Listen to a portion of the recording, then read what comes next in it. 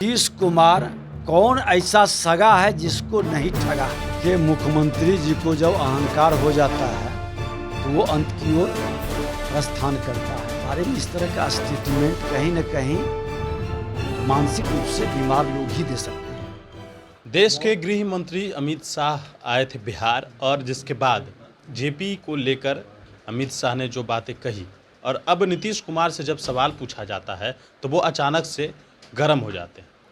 अमित शाह के बारे में सवाल पूछा गया कि अमित शाह ने जिस प्रकार से जेपी का जो भूमि है वहां आकर उन्होंने काम किया, उनका कहना है कि वो जानते हैं जेपी कौन है।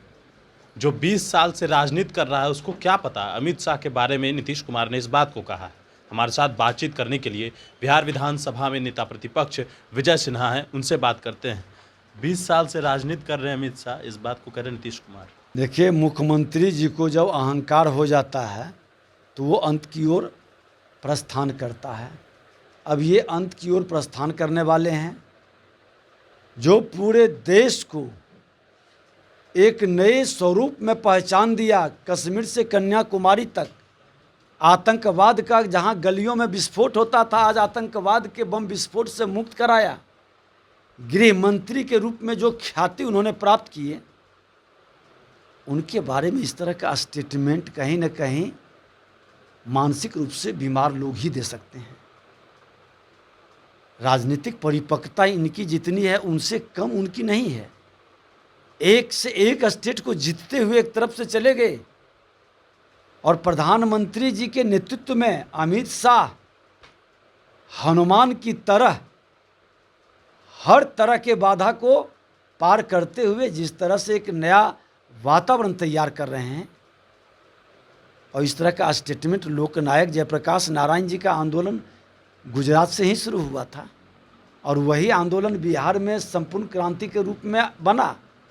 और लोकनायक ने सबसे बड़ा जो संकल्प और सिद्धांत स्थापित किए कि जाति विहीन समाज बनाना है, अपराध भ्रष्टाचार मुक्त राष्ट्र बनाना है।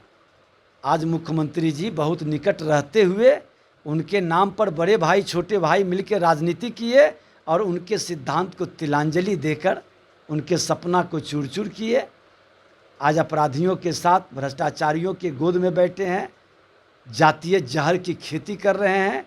ये तमाम बातें आपके द्वारा किया जा रहा है।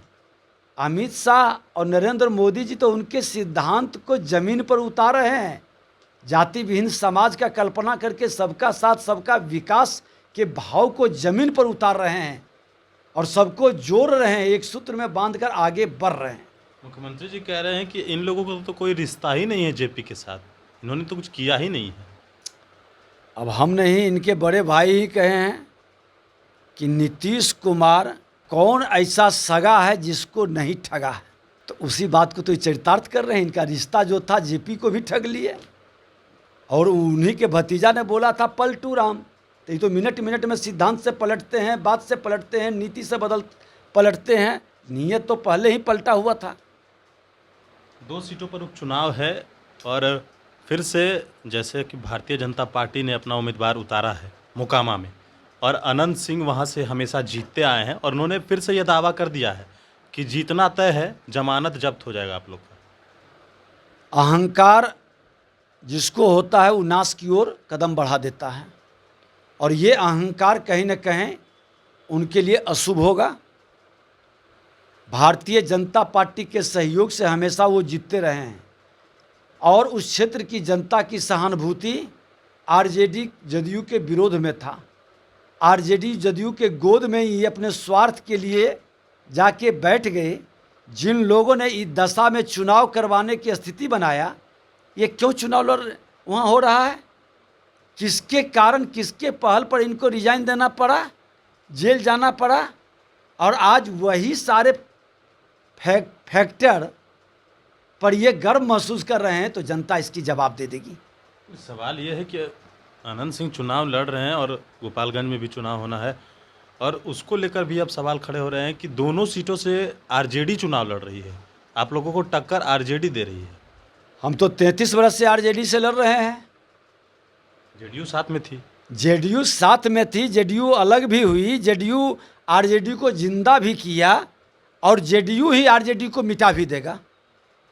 अब जेडीयू तो उसमें विलय करने जा रहा है और दोनों का पतन भारतीय जनता पार्टी इस तरह से करेगी कि 2/3 बहुमत से भारतीय जनता पार्टी सरकार बनाएगी। दोनों सीट हम लोग जीतने जा रहे हैं। हमारे साथ विजय सिन्हा थे, बिहार विधानसभा में नेता प्रतिपक्ष, दावा कर दिया है कि दोनों सीट पर हम लोग जीतेंगे। और नीतीश कुमार जो बयान दे रहे हैं अमित शाह के ऊपर, तो शायद मानसिक रूप से बीमार लोग ही ऐसा बयान दे सकते हैं, इनका कहना है।